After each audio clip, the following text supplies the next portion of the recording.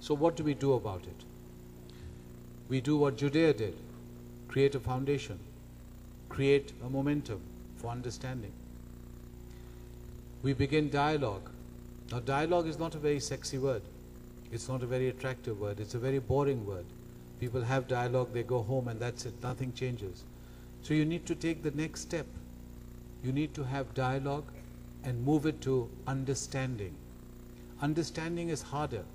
There's sweat involved, maybe pain. Read about the other. Go and visit a mosque, visit a synagogue, visit a church. Read about each other. Pick up a book. Begin to understand what Islam is. For example, a saying of the Prophet, and I want you to, if you take nothing from my talk this evening, take this particular saying of the Prophet, and the Prophet remains the most relevant figure in Islam. Muslims remain very traditional, they're very religious, they have high regard for their legacy, the Judeo-Christian Islamic legacy. They share prophets like Abraham and Moses. They share the 10 Commandments. They share even diet in many instances, and certainly the values. One of the sayings of the Prophet is, the ink of the scholar is more sacred than the blood of the martyr.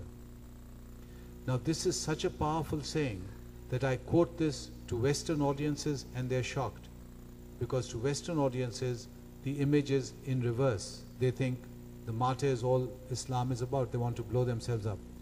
And strangely enough, when I quote this to Muslim audiences, they look baffled and they say, where has this fellow dug out this saying from? Because they don't really know this. They're being taught that the martyr trumps everything, and I'm pointing out that it is knowledge or ilm that trumps everything in Islam. And I'm quoting you the Prophet of Islam, the final authority as far as Islam is concerned.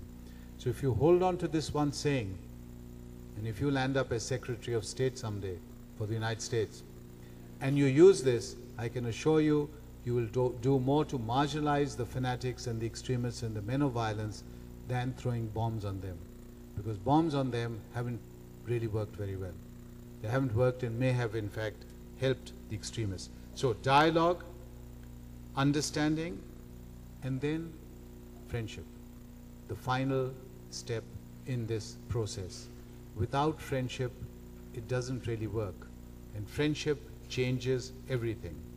When you have friendship, you're prepared then to begin to look at each other in a very different light. I don't see Danny Pearl, I've never met him. I don't see him as a stranger. I love him like my own family because I've got to know Judea and Ruth. I've spent an evening with them late into the night, just the two of them, with my son. My wife Zeenat, who's here with me, we've got to know each other as families. Everything changes with friendship. Therefore, dialogue, understanding, friendship. If that begins to happen, we can change the world. And if it doesn't happen, I don't want to pull any punches. This will be a very bloody century. And none of us is safe then. Anytime, anywhere, any place, anyone is then vulnerable. And we are seeing this happening. Whether you're Muslim, Jew, Christian, atheist, whoever, everyone is then vulnerable. We need to begin to teach each other about each other.